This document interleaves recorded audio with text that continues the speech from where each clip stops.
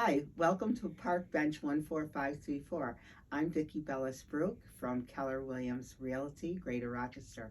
And today I am interviewing Dr. Lorna Busch, and she's going to tell us about her business here at 640 Craig Road in Bushnell's Basin in Pittsford, New York. Hi, Lorna.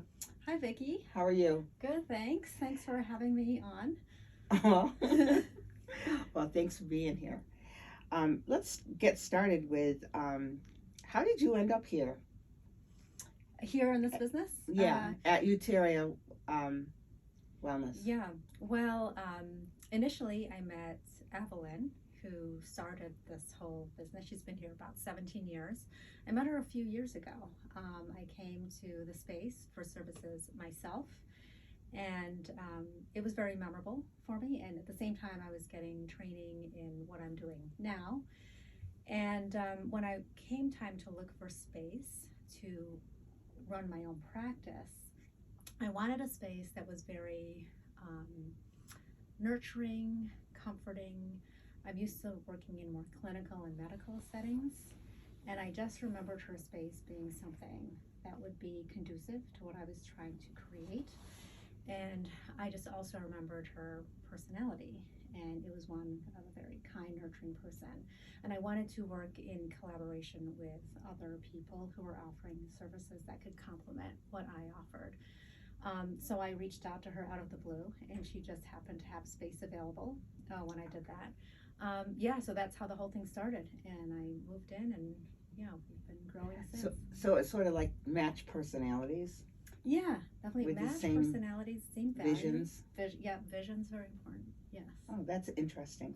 So I'm kind of fascinated with something that you do here that I know isn't done much around here, is the ketamine therapy. Yeah, so it's ketamine assisted psychotherapy. Okay. Yeah. Can you explain that? Yeah, I can explain it a little bit. And I'll just give you some of the basics. So there's a lot involved, which people can get a lot of information off of my website and links to research. But to give a little bit of a broad overview, so ketamine assisted psychotherapy is a type of therapy. It is multiple sessions long, so you can think about it in terms of what usual psychotherapy may look like, except there'll be some sessions where ketamine is used as prescribed by a prescriber that I work with, and people bring their ketamine to their session, and it's oral, and it would be a much longer session.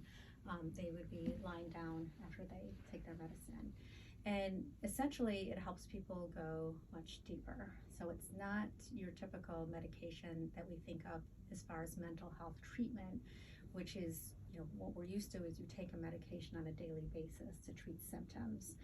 This is taking something that can open us up. It helps us go inward and really discover and bring up what we need to do our inner work, our healing, our emotional work, instead of suppressing symptoms.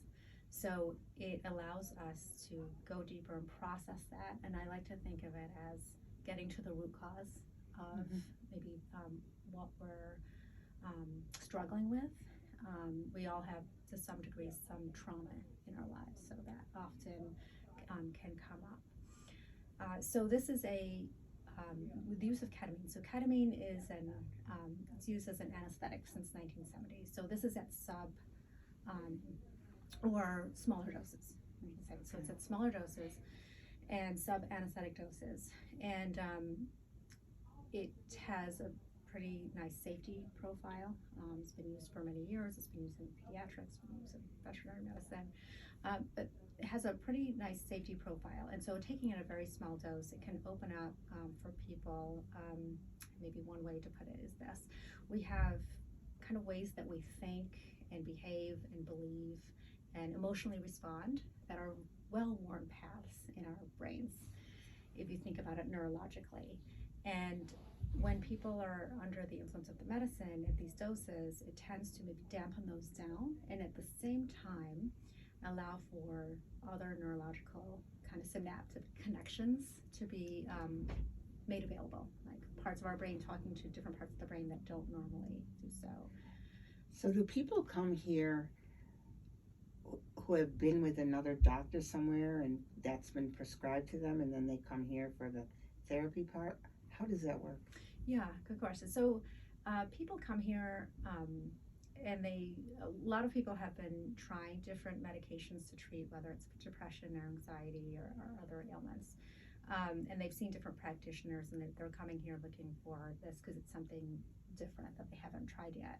Okay. And so when they first meet with me, they aren't seeing a practitioner usually that's prescribing ketamine. So to do ketamine both from a psychological perspective, which I'm doing, or from the medical perspective as a prescriber, that would take specialized training. So I had to get specialized training outside of my usual PhD program to be able to do this. And the prescriber that I work with had to have specialized training as well that wasn't, in the medical school that she went to, but she had to kind of go beyond and get more training. So it's not like there's a lot of practitioners available for me to work with. So the practitioner I work with is actually in the New York City area. And so when people come to see me for their ketamine-assisted psychotherapy course of treatment, they'll do some sessions with me, and then I will write up a referral for them to meet with her via telehealth. Okay. And then she'll go over their medical background and making sure that this is appropriate and safe for them. So how is that working here? It's working out really well. It Is is. Yeah. So Did you have, when you came here to work out of this office, did you have any clients yet, or? I did not. I started from scratch. Okay. Yeah, because I had been in kind of hospital and clinical settings, and I had a vision of how to address mental health issues that I really wanted to pursue. That didn't quite fit neatly in the medical model, and it still is embedded within that, right? Because I'm working in the medical system to do this, but just, yeah. And so has this been working? Are you happy with the results? I am, yeah. So I see people have such transformative experiences that really shifts their lens in how they see things, how they feel about themselves, how they see themselves in relation to others in the larger world. And so because of that, it's given me so much more meaning in what I do. It's almost like accelerated the process for some people, or just, for some people it was really hard to get to a place where they can make the changes that they wanted to make in life, or really deal with some deep trauma that they've had, and creating a very safe space for them to do that, and something that can really allow them to get to that place. Yeah, it's been... Wow, that's very interesting. I'm really fascinated with it.